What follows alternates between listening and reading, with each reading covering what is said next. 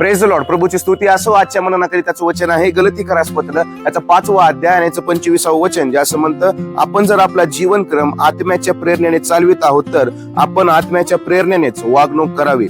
आज आपण जगामध्ये पाहतो बरेचसे लोक आपल्या जीवनाविषयी असं म्हणतात की मी आत्म्याच्या प्रेरणेने चालत आहे, मी देवाच्या आत्म्याने माझ्या जीवनामध्ये चालत आहे. परंतु आपण जर त्यांची वागणूक बघितली, आपण जर त्यांचं चालचलणूक बघितलं तर ते ह्या देही स्वभावाप्रमाणे आहे, या जगाप्रमाणे त्यांचं आचरण आहे. परंतु देवाचं वचन या ठिकाणी तुम्हाला आणि मला सांगत आहे की आपण जर आपल्या जीवनाविषयी असं म्हणतो की मी आत्म्याच्या प्रेरणेने चालत आहे, मी देवाच्या आत्म्याने माझ्या जीवनामध्ये चालत आहे, तर तुमची आणि माझी वागणूक देखील देवाच्या आत्म्याप्रमाणे असणं फार गरजेचं आहे. आत्म्याच्या प्रेरणेनेच आपण आपल्या जीवनामध्ये चालणं फार गरजेचं आहे, ज्याद्वारे आपलं जीवन हे आशीर्वादित झाल्याशिवाय राहणार नाही. आज ते प्रयत्न आपण आपल्या जीवनामध्ये करूया.